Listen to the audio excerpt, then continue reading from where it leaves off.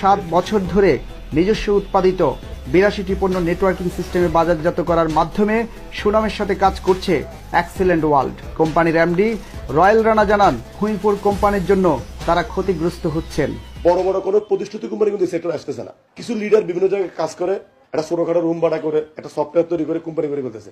But তাদের কাছে এই জ্ঞানটুকু নাই যে একটা কোম্পানির সার্ভাইভ করার জন্য কি প্রয়োজন। এদেশে নেটওয়ার্ক মার্কেটিং এর সমস্যা ও সম্ভাবনা নিয়েও কথা বলেন তিনি। এই দেশের পণ্য বিদেশে রপ্তানি করে বৈদেশিক মুদ্রা অর্জনে চমৎকার রেভিনিউ তৈরি হবে, যেটা আমি লাস্ট 7 বছর আমার কোম্পানির মাধ্যমে অনুধাবন করতে পেরেছি। প্রতারকদের হাত থেকে বাঁচতে নীতিমালা বাস্তবায়নের মাধ্যমে সঠিক নজরদারিরও দাবি জানান রয়্যাল রানা। গভর্নমেন্টের শুধু সদ ইচ্ছা দরকার যে এই সেক্টরটাকে একটু গভর্নমেন্ট ভূমিকা রাখবে অভিভাবক হিসাবে, তাহলে এই সেক্টরটা যে কোনো সেক্টরের সাথে অনেক বেশি ভূমিকা। পৃষ্ঠপোষকতা করলে সরকারের বিপুল অঙ্কের রাজস্ব আয়ের পাশাপাশি বেকার সমস্যার সমাধান করা সম্ভব। আয়ের পাশাপাশি দেশের জন্য অবদান রাখে, এর সবকিছু কিন্তু নেটওয়ার্ক মার্কেটিংয়ের মধ্যে পাওয়া যায়। আমরা চাই নিজেকে পরিবর্তনের মাধ্যমে এই দেশ পরিবর্তনে একটা ভূমিকা রাখতে। 100% পণ্য ভিত্তিক আমরা কাজ করি।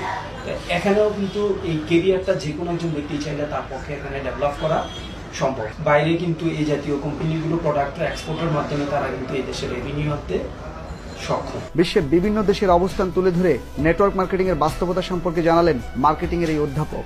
এটা শুনলেই মানুষ নেগেটিভ ডিমান্ড তৈরি হয়ে যায়, এটা খুবই দুঃখজনক। কারণ এমএলএম একটা প্রতিষ্ঠিত কনসেপ্ট, মার্কেটিং এর ট্রেডিশনাল মার্কেটিং একটা কনসেপ্ট, এমএলএম মার্কেটিং আরেকটা কনসেপ্ট। মনিটরিং সেল গঠনের মাধ্যমে এই সেক্টরের সুশৃঙ্খলা ফিরিয়ে এনে জবাবদিহিতা নিশ্চিত করার বিষয়েও তাগিদ দেন জে আলী।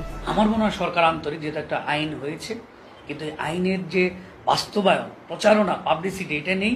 আর এটা নেই বলেই কিছু অসাধু ব্যক্তি এটা সুযোগ নিয়ে তারা তাদের মতো করে এমএলএম করে জনগণকে ঠকাচ্ছে। 13 সালে যে অর্ডিন্যান্সটা পাস হয়েছে, এটার আলোকে যদি কঠিনভাবে দায়িত্বশীল আচরণের মাধ্যমে এই এমএলএমকে যদি প্রতিষ্ঠা করা যায়, তাহলে বহু ছেলে মেয়ে, অনেক ইয়াং জেনারেশন তারা এই এমএলএম এর মাধ্যমে হয়তো তারা একটা সুন্দর ভবিষ্যৎ ফিরে পেতে পারে।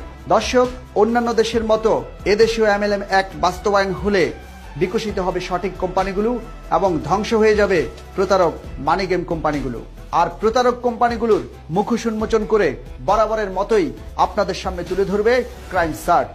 দর্শক, যে কোনো অন্ধকার গলির সন্ধান দিতে নির্ভয়ে ফোন করুন 0175-344-8930 এই নম্বরে, অথবা ইমেল করতে পারেন crimesearch@bijoy.tv। দর্শক, পথ চলতে চোখ কান খোলা রাখুন, অন্যায়ের প্রতিবাদ করুন, নিজের অধিকার সম্পর্কে সচেতন থাকুন। আজ এ পর্যন্তই।